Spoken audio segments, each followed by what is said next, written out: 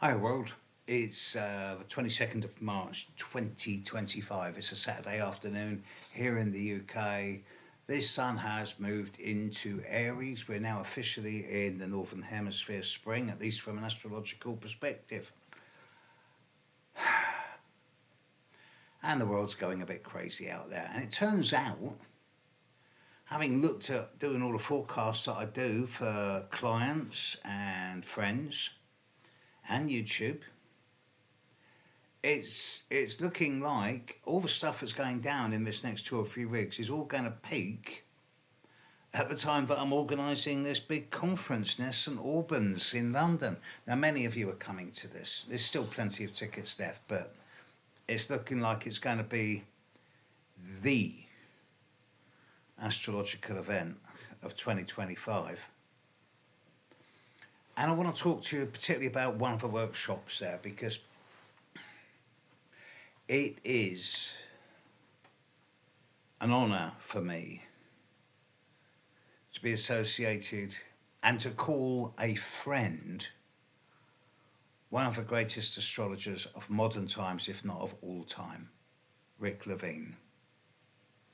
I've got to know him reasonably well in this last year and a half.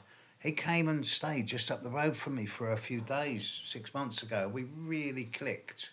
We've done a lot of stuff together in recent times, and we're about to do a lot more in the coming week.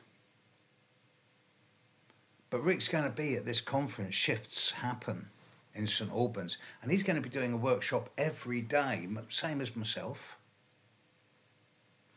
And immediately after, on the Friday evening, immediately after I do my workshop on astrocartography, which I did a video on a few days ago, Rick's going to be doing one of his seminal workshops on oppositions.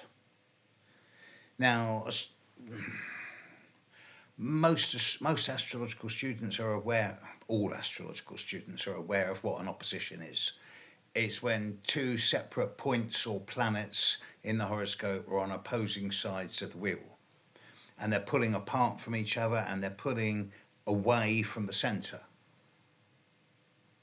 So I consider an opposition to be what the French call a fait accompli, where it pulls you apart and there's no middle ground. You have to wrap yourself around it. You can't compromise or adjust with an opposition. You just have to deal with it.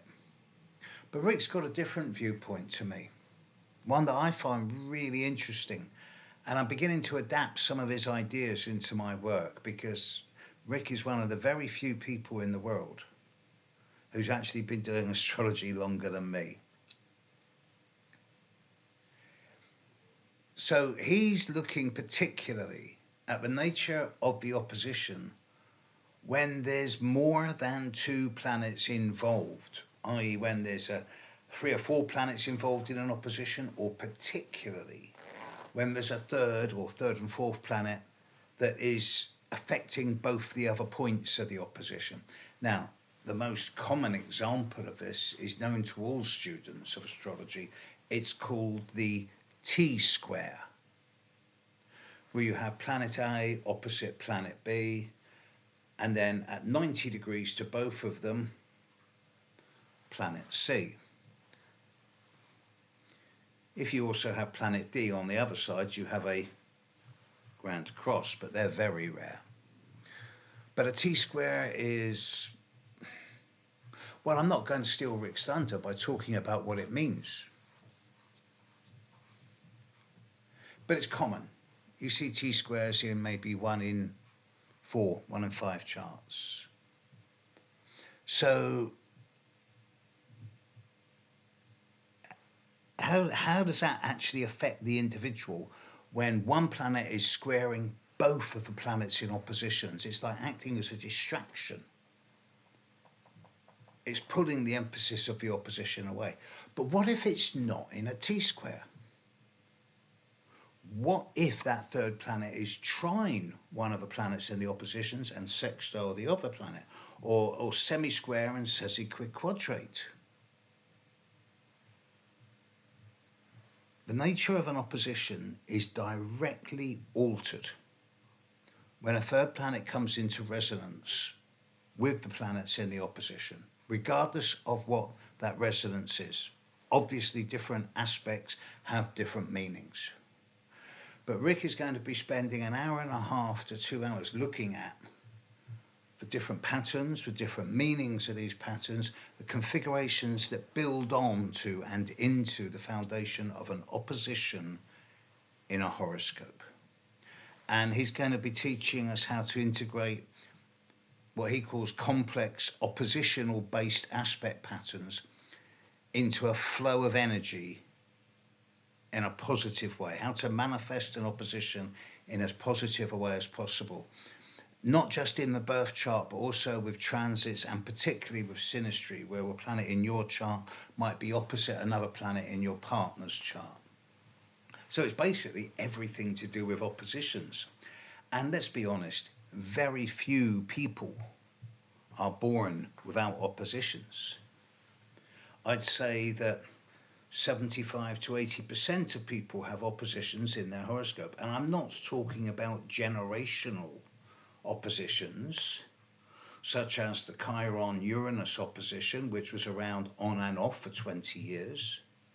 I'm talking about oppositions that last for an hour or two, a day, a week, perhaps a month, perhaps even 9 months in the case of Saturn with the outer planets, but not the year by year oppositions.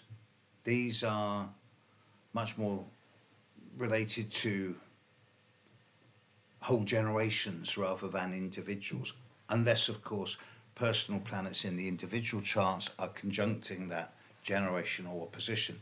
But again, Rick will cover this. Rick's been doing readings longer than I have. And what he doesn't know about aspect patterns, especially the opposition, wow. It's a rare chance to see a master like this at work.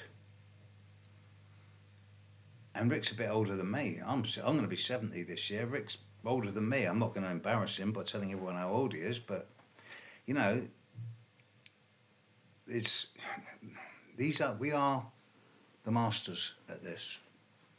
So if you want to come along to this workshop, to this symposium of astrological greats, it's not only myself and Rick, it's Penny Thornton, Nick Campion, Alex Trenauth. Plus, I'm working on another special guest star.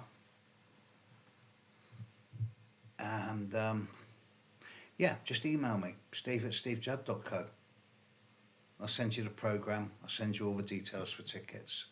Be lovely to see you.